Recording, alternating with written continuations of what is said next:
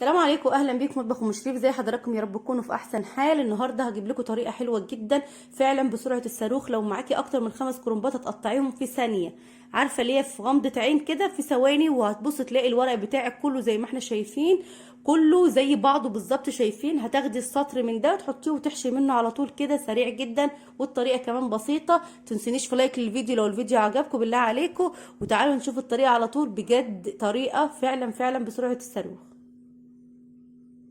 إن الله وملائكته يصلون على النبي يا أيها الذين آمنوا صلوا عليه وسلموا تسليما. دلوقتي زي ما احنا شايفين انا الكرنب بتاعي جبته وفصصته بالشكل ده عشان الحله اللي عندي مش هتاخد الكرنبه، لان الكرنبه كانت كبيره.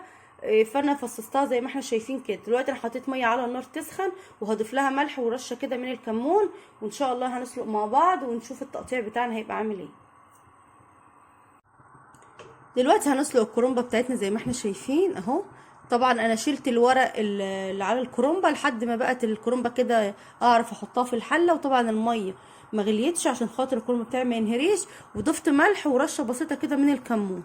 طبعا هسيب الكرنبه بتاعتي دقيقتين كده على الجنب ده، وارجع اقلبها على الجنب التاني، ويبقى كده الكرنب بتاعنا اتسلق ان شاء الله.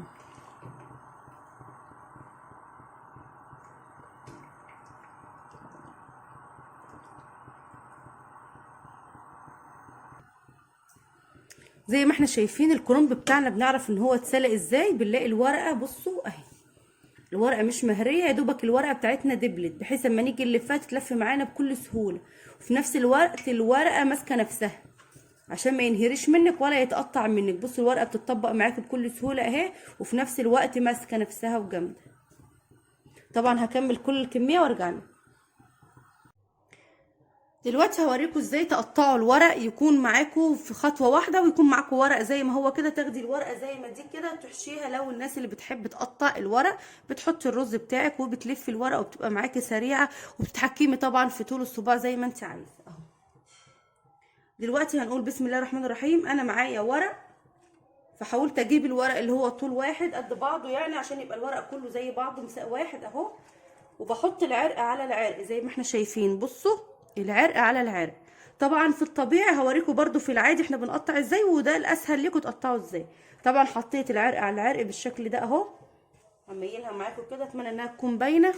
وهاجي بالميل كده. طبعا كل العروق دي ملهاش اي لازمه، هاخد العروق دي كده اهو اهوت.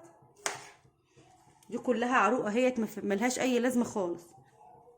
هساوي دي كده اهو، وهاجي بالطول كده عكس اتجاه الورقه، وعلى حسب الصباع. انت عايزه الصباع بتاعك مثلا عقلتين 3 4 على حسب اللي انت عايزاه، بتقصي الورق بتاعك. هنقول بسم الله الرحمن الرحيم. ده بالنسبه لي حلو جدا اهو اهوت. طبعا الزياده اللي في الاطراف ديت انا مش هرميها، طبعا انا هحطها على بعضها وهحشيها برضو، واخليها في جنب كده اهو. بصوا ما شاء الله بقى معايا الورق كله اتقطع كله مره واحده. هنعمل ايه دلوقتي؟ هنوسع لنفسنا اهو. بصوا بصوا ما شاء الله الورق كله اتقطع مره واحده اهو. هقول بسم الله الرحمن الرحيم. هساوي برضو الاطراف ديت اهي، وهبتدي اعمل الورقه بتاعتي على حسب برضو انا عايزاها كده او كده. انا هعملها على 3 اهو. هقول بسم الله اهو. بقى معايا الورق عامل ازاي اهو، اتقطع في ثانيه. طبعا ديت هيبقى الحروف بتاعتها دي مسدوده. هاجي على الاخر كده وهاخد حاجه بسيطه كده ان انا اسلك بس الحروف عشان تبقى الورقه تتشال سهل اهي. شايفينها اهي. وادي الورقه. طبعا على حسب الحجم اللي انتوا عايزينه بتقدروا تقطعوا، انتوا حرين اهو.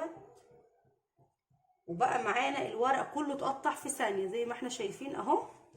بتحطيه وبتشيلي منه الورق اللي انت عايزاه اهو. هنيجي للورقه التانيه بالشكل ده كده اهوت. هناخد برضو الاطراف اهو. طبعا انا بشيل من الحرف عشان ما هقدرش من الورق. وهعمل برضو واحد، وخدت كده برضو ورقتين اهمت. والباقي الرفيع ده انا هاخده برضو مع ده هلفه برضو اهو. هاجي للناحيه التانية اهو. بسم الله، هنقول بسم الله الرحمن الرحيم برضو اهوت. ادي الورق بتاعي اتقطع كله مره واحده، شايفين الحته دي زي ما قلنا هيبقى لها حرف، هنيجي على الاخر كده عشان يبقى الورقه لوحدها، ونقول بسم الله برضو اهوت، ونشيل بس الحرف التانية دي. بقى معاك الورق بتاعك كله اللي انت هتحشيه اهوت في ثانيه، شايفين ما شاء الله الورق بقى في ثانيه كله. تقدروا، ودي برضو عشان خاطر ممكن اسويها اهي اهو.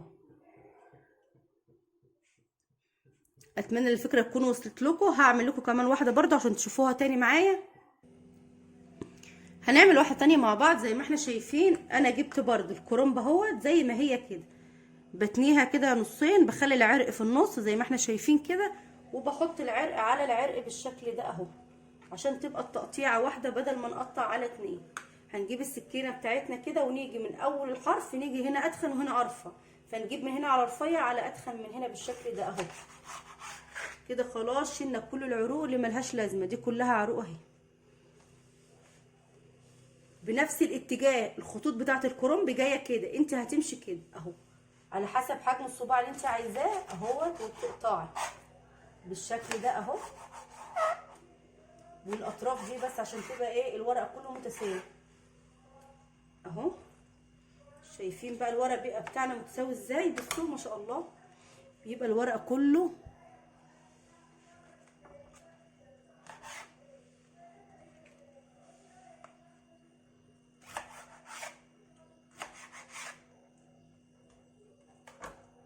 في ثانيه. بقى معاكي الورق كله زي ما احنا شايفين متقطع اهو. بصوا كل ورقه اهوت، بتاخدي ورقه ورقه بتحشيها زي ما انت شايفه بالشكل ده اهو. شايفين في وقت قليل جدا. انت لو عندك كذا كرنبه هتعمليها بالشكل ده في ثواني اهو. طبعا دي صغيره هاخدها على اتنين بالشكل ده اهو. بصوا الورق شكله حلو جدا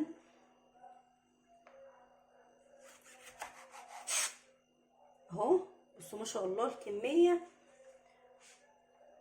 وطبعا الاطراف ديت انا هعملها برضو على نصين.